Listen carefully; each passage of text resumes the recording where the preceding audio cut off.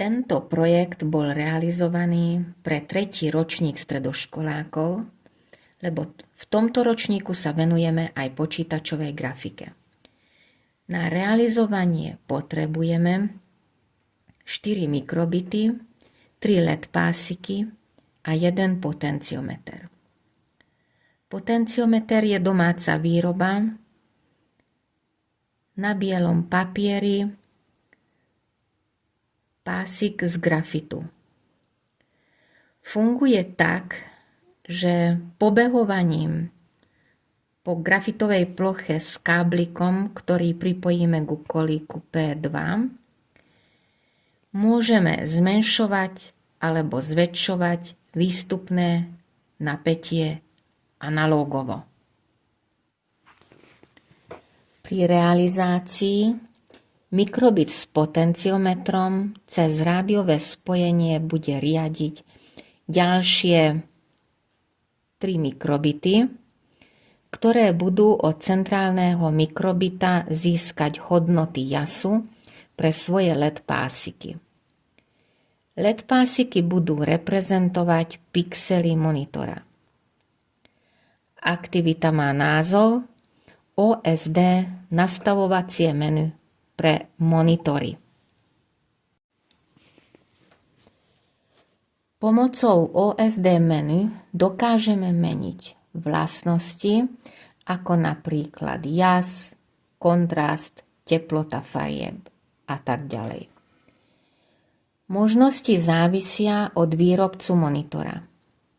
Princípom je použitie tlačidiel na spodnej časti monitora, ktoré slúžia na vyvolanie aj skrytie tohto menu a na zmenu hodnôt, napríklad pomocou posuvníka pre zväčšovanie a zmenšovanie hodnoty.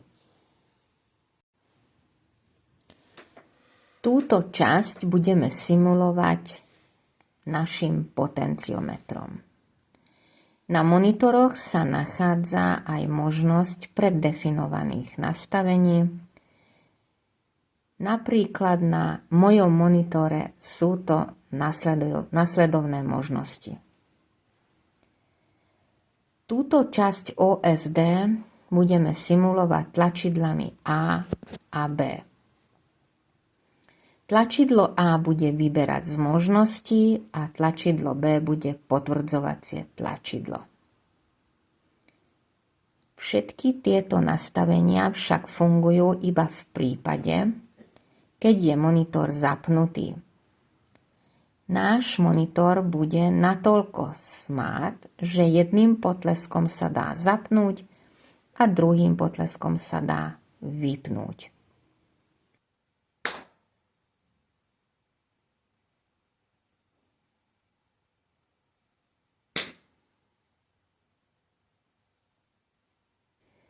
K programovaniu pristúpime v prostredí MakeCode. Počas spustenia centrálny mikrobit nastavíme na rádiovú skupinu 10. Premenná zapnutý monitor bude znamenať, či je monitor zapnutý alebo vypnutý. A premenná počítadlo nám bude slúžiť na zmenu preddefinovaných hodnôt pomocou tlačidiel A a B.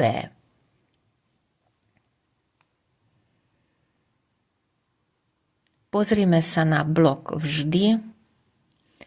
Ak je monitor zapnutý, tak príkaz na analógové čítanie napätia z potenciometra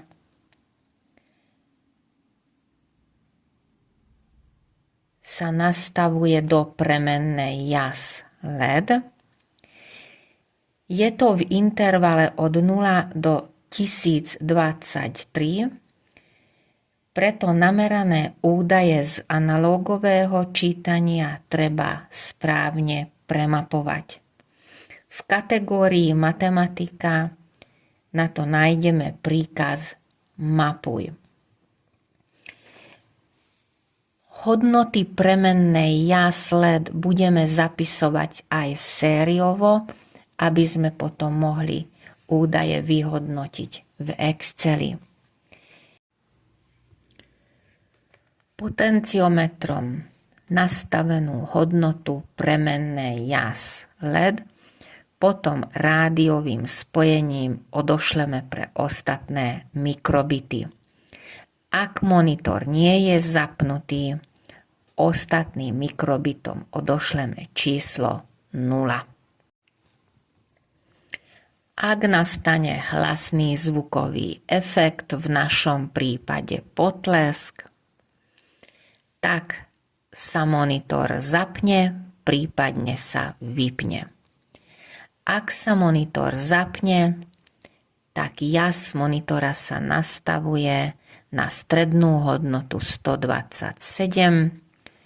Ak sa monitor vypína, tak jas bude 0.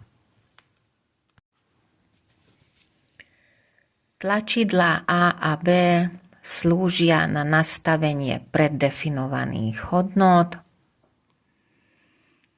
Ak je monitor zapnutý, tak tu máme 3 možnosti.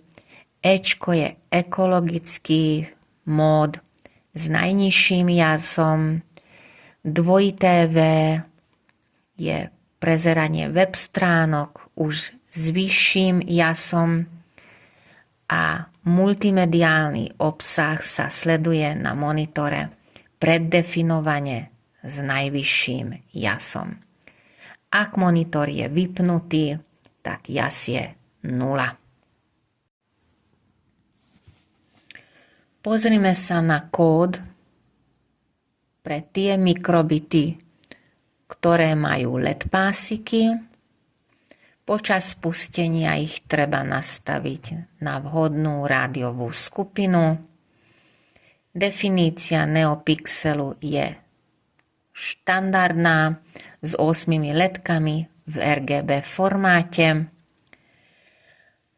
a definuje sa premenná môj jas na začiatku na tú strednú hodnotu 127. Vždy, keď tento LED pásik dostane číslo, tak hodnota sa uloží do premennej môj jas a potom na základe toho sa mení jas LED pásika a nakoniec sa zobrazí ešte aj veľkosť elektrického prúdu v miliampéroch. Čím je jas vyšší, tým väčšia je aj táto hodnota. Nakoniec sa ešte pozrime na údaje, ktoré sú posielané z kolíka P2 na ďalšie spracovanie, napríklad v Exceli.